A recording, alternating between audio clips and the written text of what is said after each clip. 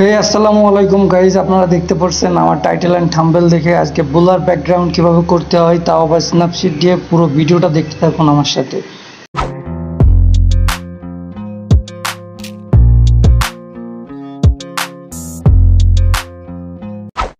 তো সরাসরি চলে আসলাম মোবাইল স্ক্রিনে। এখন আমি চলে গেলাম আমার গ্যালারিতে। তো আমি যে ফটোটা এডিট করব সেই ফটোটা সিলেক্ট করলাম, তারপর শেয়ার অপশনে ক্লিক করলাম।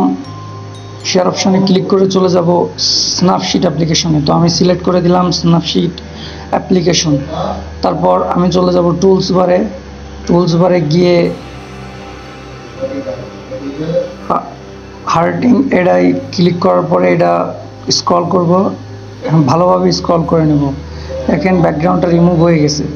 তো আমি টিক মার্কে ক্লিক করে দিব।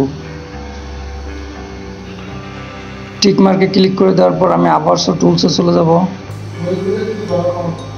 টুলসে যাওয়ার পর আমি চলে যাব ব্লরে, লেন্স ব্লর, এটাকে সিলেক্ট করলাম।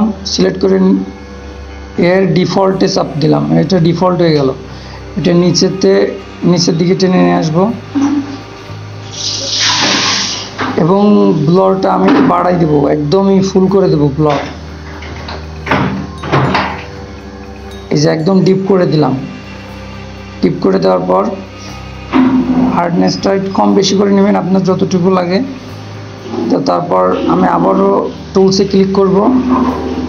টুলসে ক্লিক করার পর আমি চলে যাব ডাবলে।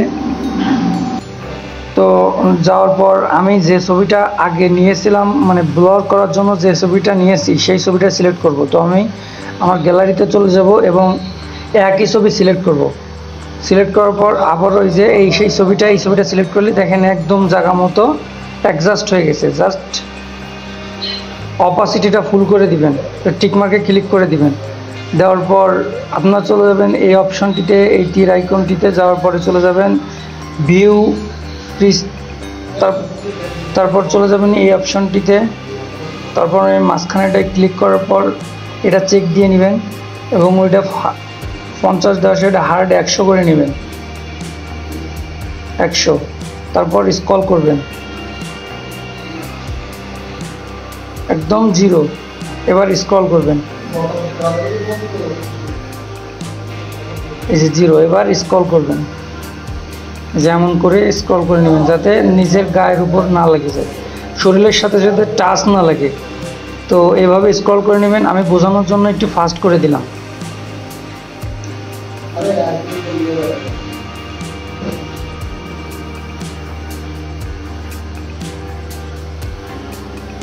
আপনারা বুঝবেন তাই একটু ফাস্ট করে দিলাম।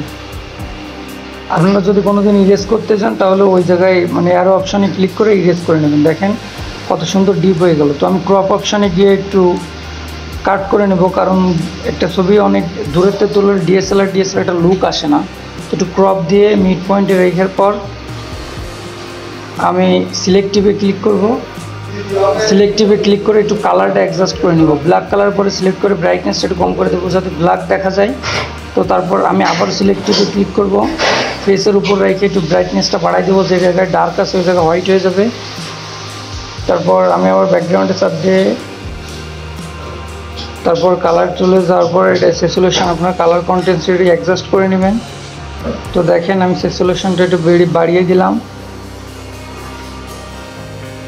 আবার এতে চাপ দিয়ে ব্রাইটনেসটা একটু কম করে দিয়ে স্যাচুরেশনটা একটু বাড়িয়ে দেন যাতে সবুজ বোঝা যায়।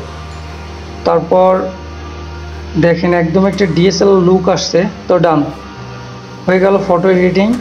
তো আমি আগের আফটার অ্যান্ড বিফোর দেখাবো। এই যে